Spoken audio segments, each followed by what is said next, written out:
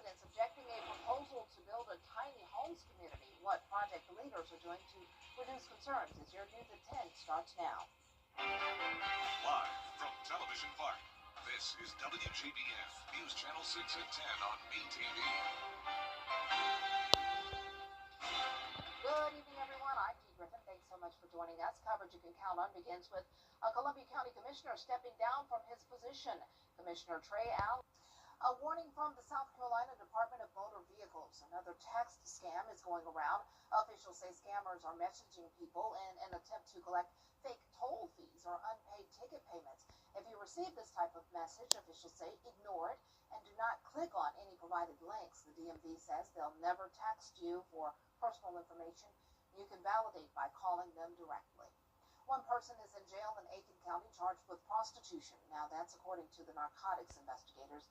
They say it happened at the Travel Body Works Spa on Martintown Road in North Augusta. The alleged incident was discovered by an undercover officer and a search warrant. Lynn Lishin is accused of offering sexual favors to spa customers in exchange for money. Deputies say a large amount of cash was found throughout the business. Well, it's time now for a first check of our forecast with Chief Meteorologist Jennifer Tracci. And the rain came through today, and I mean, it's really picking up out there, or was earlier today. Yeah, we've seen plenty of rain over the past few days, and unfortunately that has led to some flooding concerns, and that was the case today for some of our southeastern counties where it has been pretty dry lately. But Allendale and Vanderburgh counties saw this area get around 2 to 5 inches. That's right around Fairfax and Earhart. A flood advisory was issued there earlier. We also had flash flooding this morning. Look at this very impressive swath here of around 5 to 8 inches from Newberry County all the way down to Lincoln County, right around Clarks Hill Lake and Stevens Creek is where we have a flood warning still in effect, and then same deal over at the Saluda River. You can see those flashing polygons there. We have a flood watch also in effect for our western counties until 8 o'clock tomorrow evening. An additional 1 to 2.5 inches expected. Isolated spots could get up to 6 inches. But here's more information on these flood warnings. The Stevens Creek near Modoc is at 26 feet. It's expected to reach 29 feet. And the Saluda River at Chapels is at 17 feet, expected to reach 19 feet. And these rivers should crest at midnight and then start to get better by tomorrow. So right now on Live by First 6, we are dry. Here's a look at our Terry Lambert Hyundai Skyview cam. The Green Jackets unfortunately lost tonight, and there was a rain delay. But for now, it is dry, but we will have more rain in the forecast coming up. I'll have details coming up shortly, but back to you, Dee. All right, thanks so much. We'll see you then. A woman who has been missing for a month has been found. Susan Rhodes was reported missing in June after she vanished from where her car crashed. North Augusta Public Safety confirmed at 4:30 this afternoon she was back at her home. After confirming Rhodes began suffering from an unknown medical condition, she was taken to the hospital for evaluation. The investigation of her disappearance is still underway.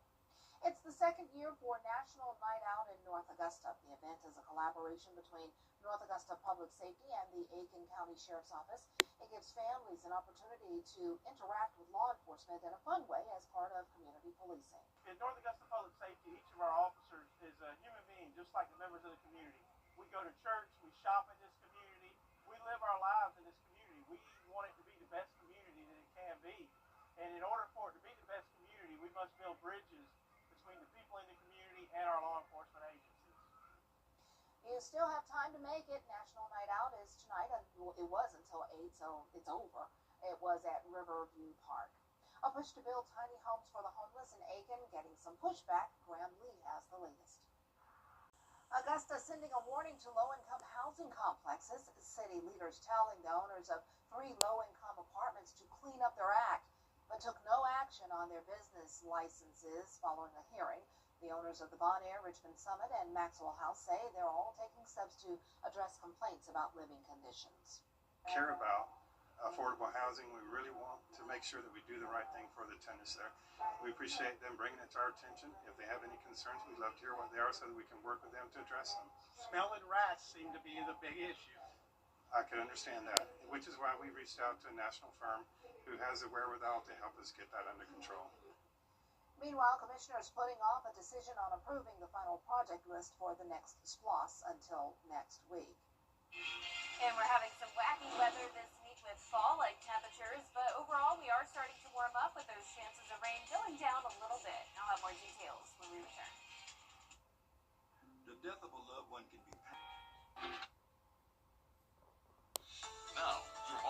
weather forecast with WJBF Live 5/6. Welcome back. We have had a taste of fall over the past 4 days, starting out with Saturday at 84 degrees. Then we dropped around 10 more degrees Sunday and Monday. And today we made it back into the 80s, at least for Augusta. Some places like our northwestern counties have still been struggling to get past 70 degrees. And right now, Washington, you're at 68, 69 in Lincolnton. Our southern counties are still in the 70s, 77 in Millen, 74 in Sylvania. On Live Vapor 6, we are pretty much dry, just a few scattered showers across Jefferson and Burke County. A little bit more rain to our southwest. This will be coming in overnight. Overall, we're not going to see a whole lot more rain, but it's possible that when you're headed out the door tomorrow morning, you may run into a scattered shower. But our Terry Lambert Hyundai Skyview cam showing dry conditions here at Washington Road. Winds are coming in out of the north at 9 miles per hour. So this high pressure continues to bring in that north wind. That's bringing the cooler temperatures this week. And then we have the stationary front to our south, keeping the cloud cover and bringing those daily rain chances. So we will still be under the influence of that wedge tomorrow. Upper 60s at 7 a.m. when you're headed out to work or school. Then we'll be climbing to around 80 degrees in the afternoon again in Augusta. So there's going to be another variety of temperatures. 78 for highs in Washington and Crawfordville, but getting all the way up to around 85 degrees in places like Swainsboro. So generally we are seeing a warming trend. We're going to be in the 80s across the CSRA for the most part over the next several days. 88 by Sunday, and then touching that 90-degree mark finally by next Monday. So this wedge is slowly eroding. We've been talking about it all week long. You know the drill here with that cool air wedge. Now along that stationary front, an area of low pressure will likely develop off the coast, and that's going to help to erode the wedge. Now it also has a chance of tropical development. Right now just at 40%. This would not be a concern for us. It could bring us some rain chances and cloud cover, but since we are on the west side of that, that's always good news, and it's generally going to be going up towards the northeast.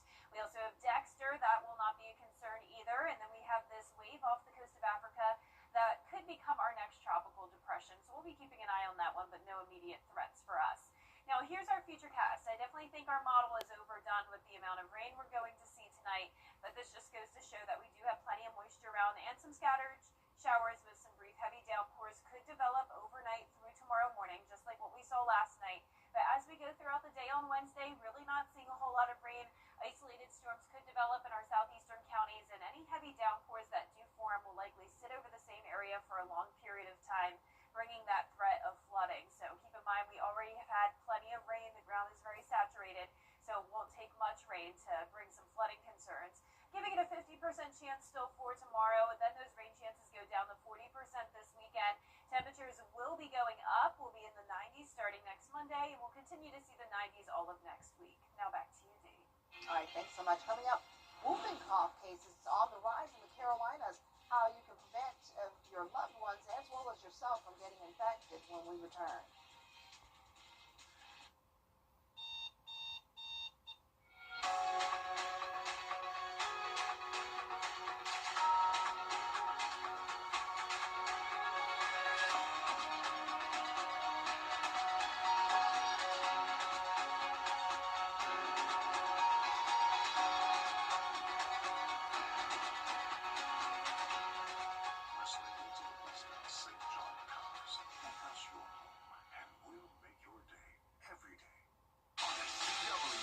Augusta Bulldog Club. Several hundred cases of whooping cough have been reported in the Carolinas, and doctors say that number could rise even higher this year. Taylor Farmer has more. Whooping cough is highly contagious, and doctors are urging caution as cases spread. The CDC reports more than 8,000 cases of whooping cough in the United States so far this year. That's more than double the number reported at this time last year. There are more cases this year than last year. Dr. Rachel Stein, a physician at Parkside Pediatrics, says whooping cough is a highly contagious respiratory illness caused by bacteria that spreads easily through coughing or sneezing. It may start out like a common cold, but unlike a cold, Dr. Stein says the cough can last for weeks or even months. The cough can just be prolonged and severe, and it can cause like a whooping sound as people are inhaling deeply at the end of a coughing spasm. And in infants, it's more likely for them to have episodes of apnea, which is short periods where they stop breathing. Doctors are warning people with weakened immune systems like infants and older adults to take extra precautions. Carolina, data from the Department of Health and Human Services shows more than 800 cases in 2024, the highest number the state had seen in 70 years. This year, the number is expected to surpass that record, with approximately 600 cases already reported. The data also shows that in South Carolina, the number is lower, around 200 cases so far. Back in the early 2000s, whooping cough cases in South Carolina were very low, according to DHEC. Dr. Sines says the recent rise may be linked to vaccine hesitancy, but a safe and effective vaccine is still available and strongly recommended. We give it at 2, 4, and 6 months, and then again at 15 months, 4 years old. And then the Tdap vaccine is given at 11 years old, and then every 10 years or with pregnancy. Dr. Sines says anyone can get whooping cough, and those infected are usually contagious for up to 2 weeks after symptoms begin. Besides vaccination, the best ways to protect yourself are frequent hand washing and limiting contact with those who are sick. Back to school is in full swing, and that means carrying a fully loaded backpack. But how heavy is too heavy? When picking out a backpack, it's not just about style, but also one that can support your child's body. Pediatricians say you want to make sure that there are 2 straps that are really wide and have padding on them. And that helps spread the weight, and also make sure they have either a waist belt or an extra chest strap. If you're concerned about the weight of the backpack, a good rule of thumb is that your backpack should weigh about 15% of your child. If your child can comfortably carry around a bag of sugar, that's a good rule of thumb for the smaller kids as far as what their backpack should weigh. You should also make sure to take out anything that's unnecessary from your child's backpack to help lighten the load. Well, coming up, a look ahead to some other high school football scrimmages coming up this week. That's next in sports. Bill O'Reilly on Cuomo. WJBF and our partners continue to champion local families through our Children First campaign. Together, we hope to strengthen our community by uplifting children across the CSRA. To learn more, visit WJBF.com/Children First. Now, WJBF sports coverage you can count on. Well, we are just about a week and a half away from the high school football regular season starting back up, with many teams partaking in those preseason scrimmages. Now, one of those being the Greenbrier Wolfpack, who played Westside in their first scrimmage last week, where the offense came alive right away in the first quarter, which Coach Sean Tiernan feels has improved from those summer and 7-on-7 workouts. Each week we got better. So this week compared to last week's gotten better. They're executing better. They're hanging on their coaches from the morning time on both sides of the ball. We still got Tyler too many busts right now. We just got to fix some things. But I mean, they're going out there, and the biggest thing is they're finishing. They're putting their hands and trying to be physical and competing out there. The Wolfpack have one more week of preseason until they kick off on August 15th. Well, another Columbia County school that's preparing for a preseason scrimmage, the Harlem Bulldogs taking on the Grovetown Warriors Friday at 7:30 p.m. Now, the Bulldogs racked up 10 wins last season. They're hoping for yet another successful year, but won't come without its challenges following the graduation of key seniors from last year. Build and be a better team. I mean, that's always the goal. This group's really got to step up. We had a lot of seniors who graduated that played big roles for us on Friday nights, and from a leadership standpoint of practice, so we've got to have guys that step up and fill those shoes. Really, if guys keep working and keep practicing hard, hopefully we'll be able to surpass what we did last year. Now, Harlem will face Greenbrier for the first game of the regular season. Well, in the NFL, the Carolina Panthers beginning their preseason against the Cleveland Browns this week. The Panthers now in their 3rd week of training camp, but starting Wednesday, they will have a joint practice with the Browns, which will give the Panthers an opportunity to compete against someone other than themselves, which the players and the head coach, Dave Canales, they're certainly looking forward to. That's fun because it gets you ready for Sunday. So it's like they're coming in here, and that's the closest thing you can get to a real game in this time period. So it's going to be fun. Just to get that good, clean work and not make it such a personal attack on each other. I think these practices have that ability to kind of get out of hand like that, where it's just ego versus ego. For me, I think it's about just kind of evaluating our group coming out of this, treating anything that comes up, and then just getting those guys to, get right back to work, finding our work ethic after those breaks. Their preseason game begins Friday, 7 p.m. right here on News Channel 6. Browns quarterback Shooter Sanders will make the start. Well, the Augusta Green Jackets starting their 100th game of the regular season, taking on the Charleston Riverdogs. Now, Ethan Bagwell, the starting pitcher on the mound tonight for the Green Jackets. Here in the first inning, he makes a nice defensive play here. Check out this backhanded play, slowly jogging towards first base to get the runner out. Then we go to the top of the third inning. He gets Yair Garcia to chase here with the high fastball. So keeping the Riverdogs at bay for now. It's not until the fourth inning that Augusta records their first hit.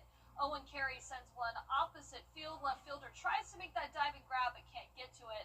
The Green Jackets, though, unable to get those runners home. They fall 5-0. That's it for sports. We'll be right back. The Giving Your Best Award salutes volunteers in the CSRA for going above and beyond in our community. The Giving Your Best partners congratulate our latest winner, James Lawrence, who knows the devastating effects of Parkinson's and Alzheimer's disease. He founded the Alzheimer's Family of Friends Foundation to help families financially so they can focus on caring for their loved one. Giving Your Best is brought to you by Science Co., Piedmont Augusta, Security Federal Bank, and News Channel 6. 50 years later, and there are still stories. And last but not least, in a Pennsylvania park, a man had a close call with the water. But with the help of a canine lifeguard, he was saved. Colby Hughes has the story. Kelby, a 2.5-year-old Newfoundland, has been training to save lives since she was 12 weeks old. Kelby is a lifeguard at Beltsville State Park, and she made her 4th rescue on Sunday, helping to save a man's life. Park officials say the man was in distress in the water when Kelby responded, and she helped him to get safely aboard their boat. We were out on the boat close to him. We immediately responded. I got in the water. I brought Kelby with me. We were able to stabilize him in the water, bring him back to our boat, and he didn't require any further treatment or first aid. It was a very lucky situation that we were there right there when it happened. Those who witnessed the rescue say it was unlike anything they've ever seen. I saw the dog go in. The dog had goggles on and everything, and he hops right on the boat, hops off the boat, helps like the guy identify everything, and it was just really cool to see. Her impressive abilities wowed the crowd, but Kelby's skills don't stop at water rescue. She's an instructor with our organization. She's actually able to teach the other dogs how to do the tasks and how to do the drills. Those enjoying the park can usually find Kelby on the boat with Abraham as she keeps a watchful eye. Kelby's very in tune to everything in this park. She's been doing this for a couple years now. She knows what is normal and what isn't, and as soon as she sees something, she'll be very quick to alert us to it, and then we can react and deploy. With Kelby's help, Beltsville State Park can stay a safe place to enjoy the summer sun. It's our job as lifeguards and water rescue personnel to help everyone in the community be safe around the water. Everyone likes to come out and have a good time. We want everyone to go home with those memories, not a memory of having an incident at the lake. That is awesome. Who would have thought to teach the dogs to do that? Right, yeah. But I would be trying to play with Kelby, and she's like looking like I'm on the job here. Yeah. You can't play with me. Because you notice while he was talking, she was busy looking around. She was making sure everybody was okay. So Yeah. Very impressive. Very I loved impressive. her in the interview. Really cute with those goggles. Oh, yeah, she was smart, but she was on her job. She was looking around with Yeah. her goggles, Taking it serious. making sure everybody's okay. Well, our forecast is showing chances of rain going down to around 40 to 50%, so none of these days will be a washout, but any scattered showers and storms that do develop could bring the threat of minor flooding. Temperatures are going to be getting back into the 80s. We'll be in the upper 80s this weekend, and then next week we'll see the 90s. All right. Well, the news continues at the top of the hour on News Channel 6 at 11. Hogan's Heroes is next here on ETV. Have a great night.